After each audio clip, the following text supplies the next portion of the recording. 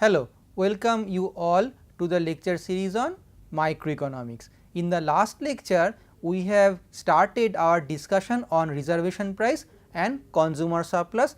Now, we are going to draw a graph to illustrate gross benefit from consumption.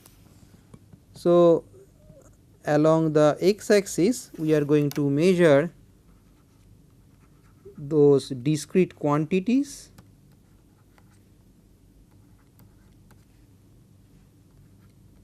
and here along the y axis we are going to measure the reservation price R. Now, we are going to mark the units of consumption one by one.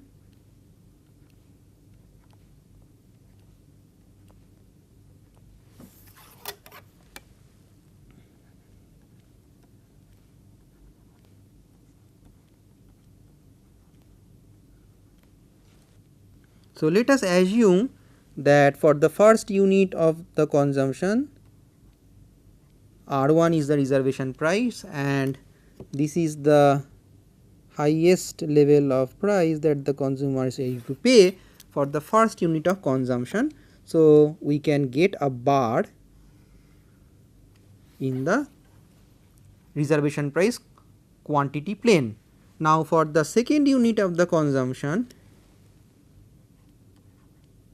R2 is the reservation price and the consumer is willing to pay this much for the second unit of consumption. Then for the third unit the reservation price is R3 and so on so forth. I am not drawing for the other units of the good X. So, if I want to measure the gross benefit from consumption, then basically I am talking about this shaded area.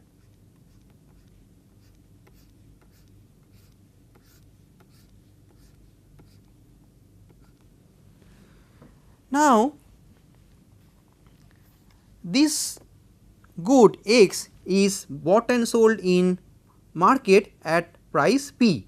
So, now let us introduce that price and let us superimpose the price in the diagram. So, let us assume that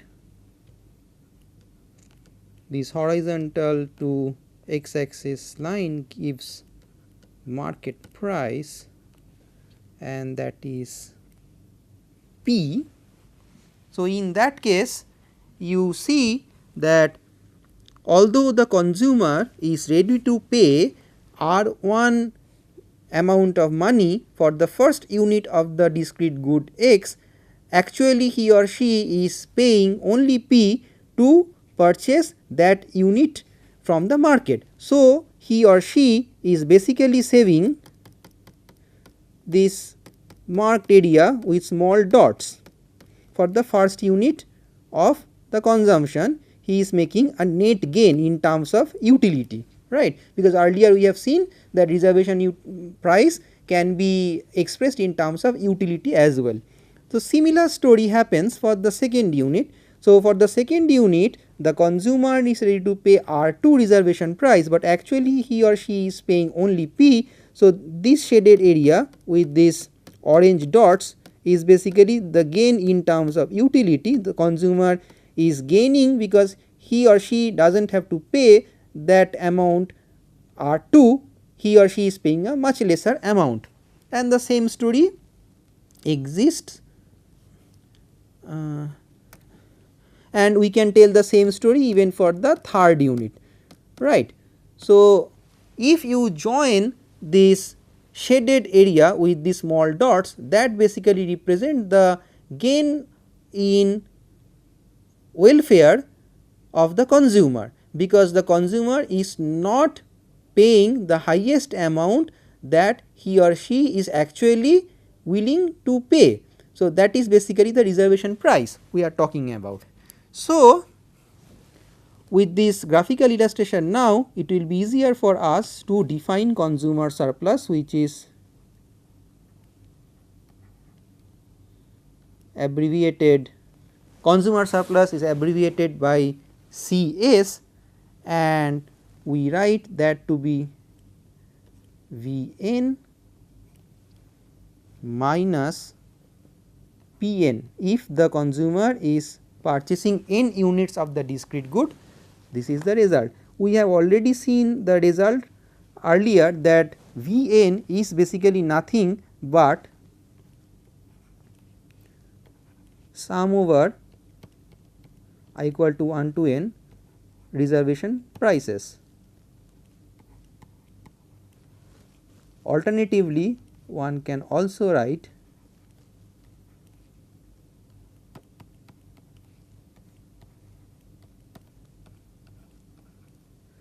we used this very last expression to graphically measure the consumer surplus. Now, one can assume enough units of the discrete good x, so that this length of these bars reduces, and if they reduce, then we can approximate these bars by a point, and if we join these points, then we get, so suppose I get thinner bars. So, if that is the case, let me assume 1 point for 1 bar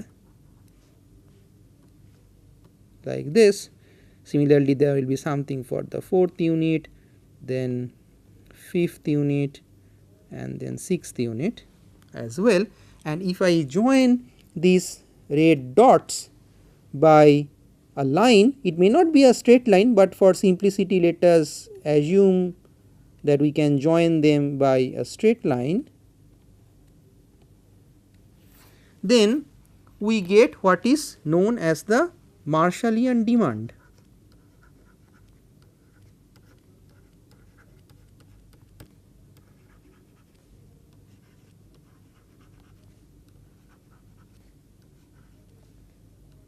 Right. So, Marshallian demand is denoted by XPM.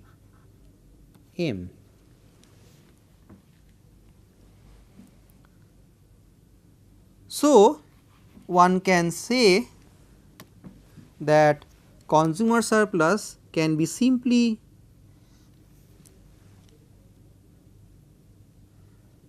represented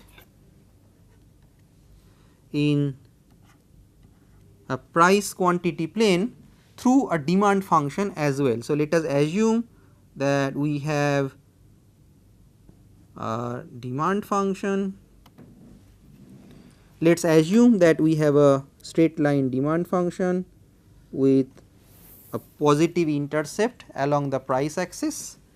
Let us denote this demand function by D, and if we assume there is a constant market price coming from perfectly competitive market or some other form of market, so denoted by say P bar, then consumer surplus is basically given by the area of this triangle.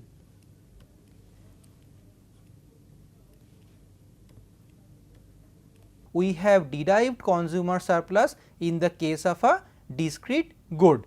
Now, let us discuss how a consumer finds its equilibrium in the case of this discrete good. So, remember, for each unit the consumer has a reservation price and there is a market price for the commodity. So, at the unit or for the unit, the consumer finds its reservation price equals to the market price, that is the number of units that the consumer is going to purchase and consume. Now, let me go back to the idea of quasi-linear utility function. We have assumed quasi-linear utility function to derive reservation prices and finally consumer surplus, but we have not talked at length about that utility function. It is a new type of utility function from the previous ones that we have studied. Now, what's so interesting or important about quasi-linear utility function? Quasi-linear utility function is a very popular functional form used in microeconomic analysis. So, here we assume that we are working with two goods x1 and x2. Last time we have seen x2 was money, but now this time we assume x2 is all other goods whose price is P2 and that we set equal to 1, and P1 is basically the price of the commodity 1. Now, the utility function in this case can be written in the following manner. So, there is a non-linear component and there is a linear component.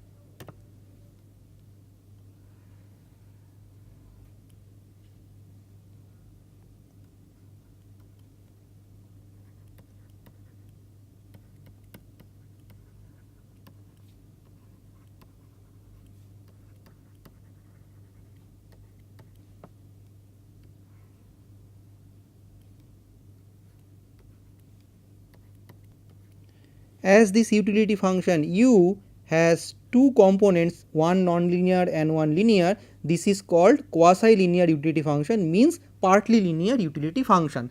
As we see that there is a linear component in the quasi-linear utility function, that means that if we start with one particular indifference curve, say for utility level u naught, then all other indifference curves are just vertical translations of the original indifference curve. So, it implies that all indifference curves representing higher level of utility are basically vertically shifted versions of the original utility level u naught, represented by the original indifference curve we started with. So, let us have a diagrammatic illustration of this concept.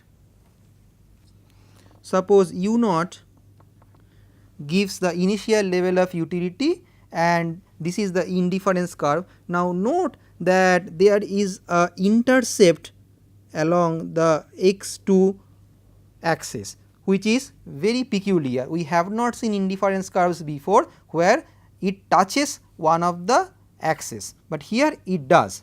So, we can write or rewrite this utility function as x2 equals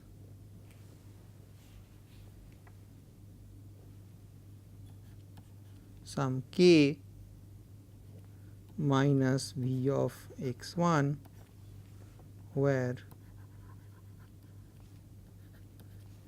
k is a constant and that constant changes from one indifference curve to the other. So, that means that the height of each indifference curve is some function of x1 and the constant k. So, let us draw the other indifference curve. Suppose we now draw the indifference curve for a higher utility level u1. So, what exactly is happening here? So, we set our utility function at a particular value. So, this is the utility level and then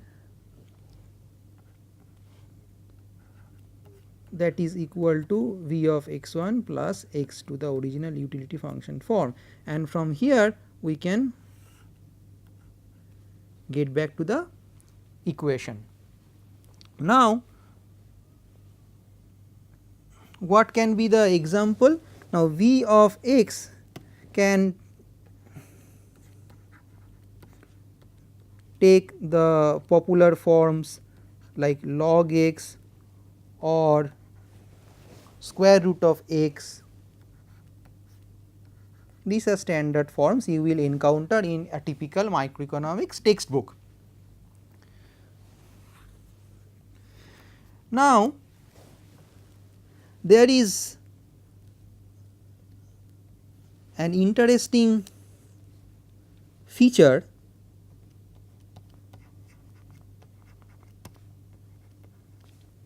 of this quasi-linear utility function,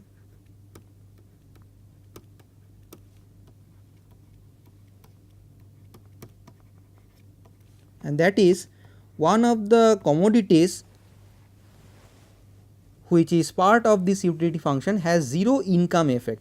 So, the way we have drawn our graph here, x1 is the commodity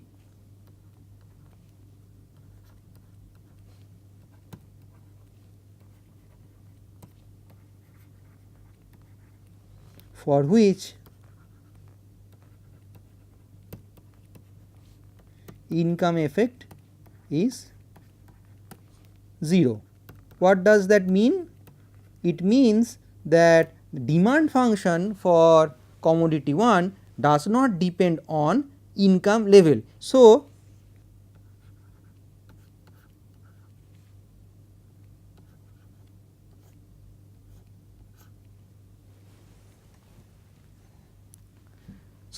the demand function for commodity 1 is dependent on only the price and not the money income. Now, let us check this out through the graph. Let me now draw, let me now assume that there is some price ratio, and if we know the price ratio, we can definitely superimpose the budget line in this diagram. So, this is the initial budget line, say A B, and of course, this budget line will make tangency to the original utility, this budget line will make tangency to the indifference curve, original indifference curve at some point, and at that point there will be the optimal level of choices determined. So, we will have x1 star, optimal units of good 1 consumed and optimal units of good 2 consumed, right. Now, if there is a change in income, then let us see what happens. So, let us assume that change in income takes place. So, if there is a change in income takes place, but prices are fixed. So, change in income, say my money income has gone up, but no change in prices. So, then the slope of the budget line will not change, it will only shift parallelly upward, right. So, we will get a new budget line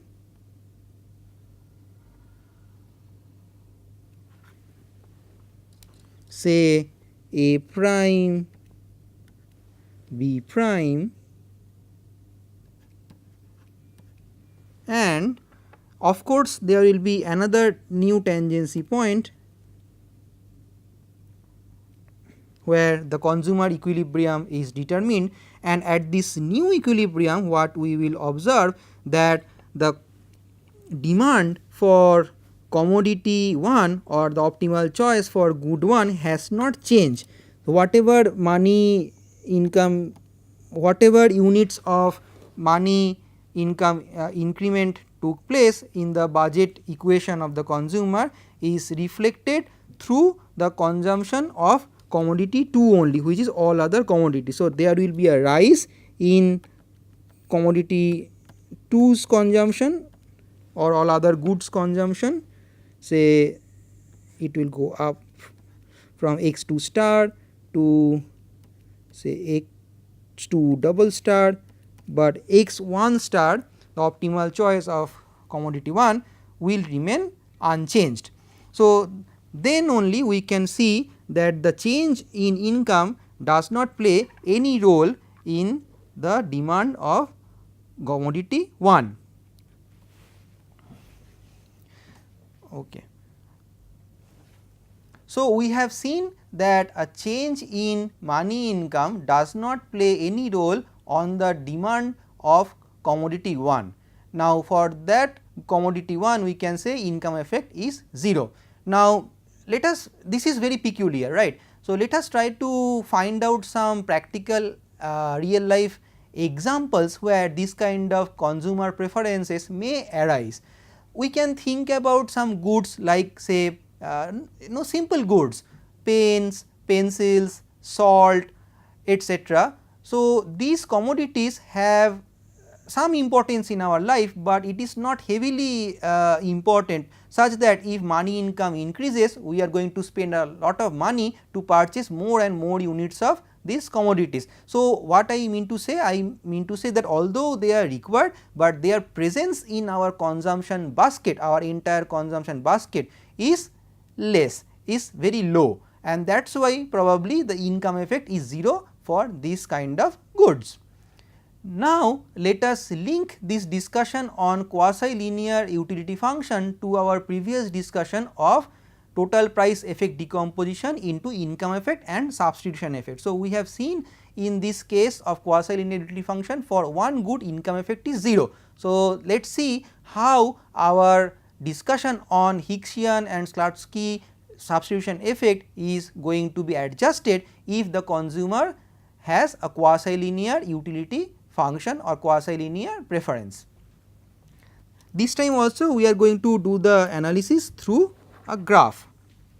So, in this diagram what we get a vertical income consumption curve or ICC.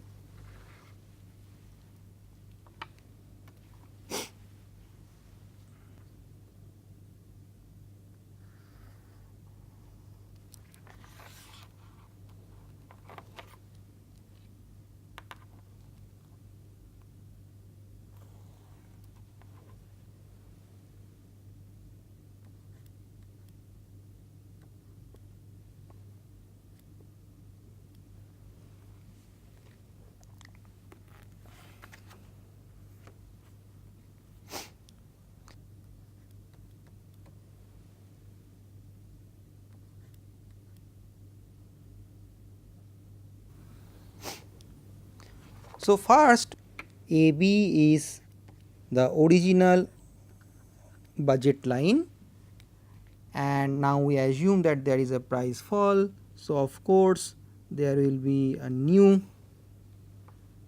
budget line which is much flatter, and let us assume that B prime AB prime is the new budget line.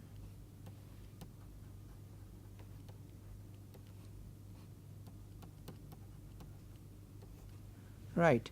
So, now let us superimpose the indifference map in the case of the quasi-linear utility function.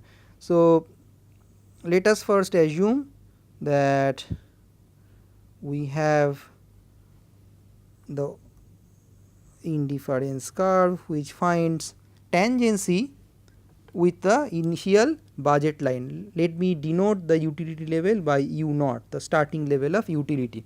So, at the tangency point, the initial choice level is denoted by this consumer's equilibrium point, say E1, and we see that the consumer consumes x1 star units of commodity 1 and x2 star units of commodity 2. Now, as there is a price fall, the consumer now makes another tangency, and let me draw that indifference curve with which the new budget line AB makes a tangency.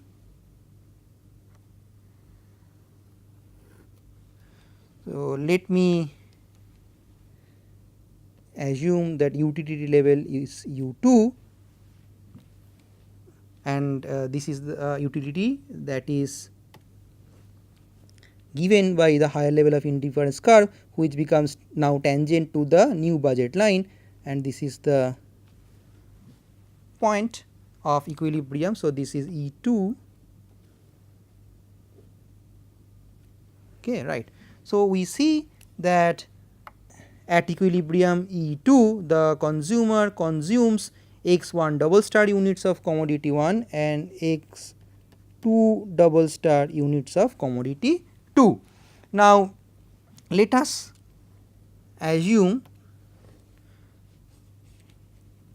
a Slutsky substitution effect measure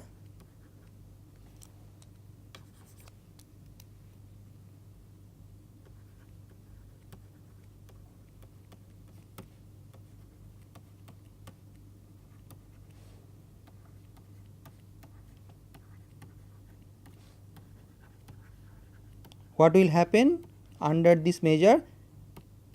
As we observe that due to price fall the consumer has gone. So, how we are going to enact the Slutsky substitution measure? As we observe that due to a price fall the consumer has gone up the indifference map and he or she is currently at a higher level of indifference curve representing a higher level utility. We have to penalize the consumer for this gain in terms of the utility. So, we have to take some money out of the consumer's wallet. How we are going to penalize the consumer? We are going to take out money from consumer's wallet such that the consumer is forced to come down to the initial consumption bundle which is x1 star and x2 star. So, basically we have to force the consumer back to the equilibrium E1 from equilibrium point E2. So, now we have to penalize the consumer, right, through some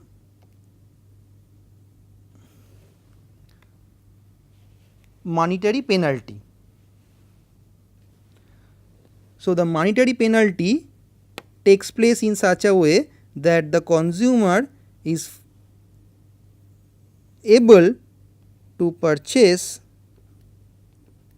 the original consumption bundle that he or she was consuming before. So, now we are talking about another budget line A double prime B double prime. So, the gap between A and A prime is basically the penalty, that is basically delta M. This much of money has been taken out from the consumer's wallet, right. It is a reduction in money income, but as it is only a change in income, prices do not change and the budget line after monetary penalty has the same price ratio as of the new budget line A B prime, which is basically after the price change.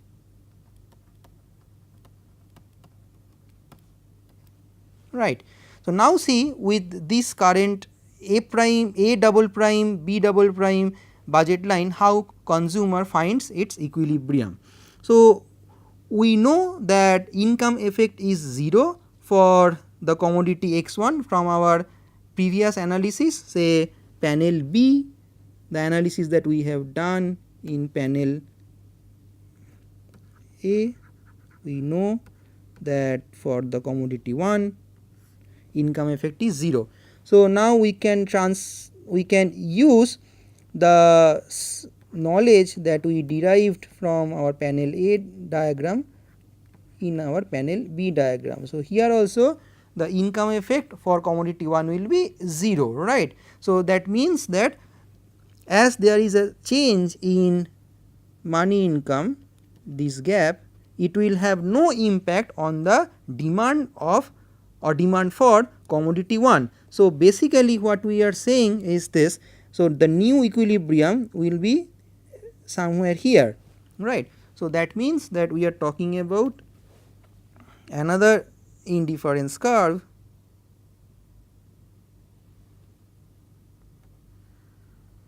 which will make a tangency at this new equilibrium E3, and at this new equilibrium we see that the same level of X1 consumption takes place, but the consumer has reduced its consumption of commodity 2. So, what is the takeaway?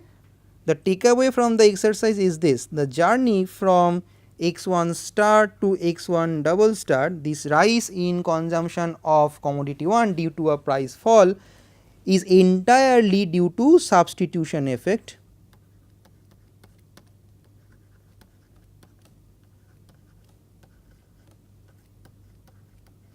and not income effect. So, here the total price effect is equal to the substitution effect. What is so interesting about these findings that income effect is 0 in the case of quasi-linear utility function, and the total price effect is basically due to the substitution effect only, be it Slutsky, or we can also show the same thing under the Hicks substitution effect scheme also. So, if we assume quasi-linear preference for a consumer, then our life becomes easy, right. So, if there is a price change and we want to trace out a consumer's demand function for a commodity, then we do not have to worry about whether we are dealing with a Hicks substitution effect or a Slutsky substitution effect, or we are going to or we have to work with the Marshallian or the Slutsky or the Hicksian demand function, the compensated demand function that we have studied earlier. So, in the case of quasi-linear preference, there is no difference between a compensated demand function and a Marshallian or ordinary demand function. So, that has a huge implication in applied economic research, because then you do not have to work with ordinary so, in that case, if you assume a quasi-linear preference, then you do not have to work with the compensated demand function, which is theoretically more robust. Actually, it is very difficult to find compensated demand functions in reality. So, if you assume a quasi-linear preference, then you can straight away work with the Marshallian demand or the ordinary demand function, and as there is no difference between the Marshallian demand and the Hicksian demand in such cases, then the consumer surplus, the welfare change measure of consumer is also identical in this case. But if you do not assume quasi-linear preference, then the consumer surplus measure will change, because there is a difference between the compensated demand function and the ordinary demand function. So, it will matter which type of demand function you are assuming when you are measuring consumer surplus.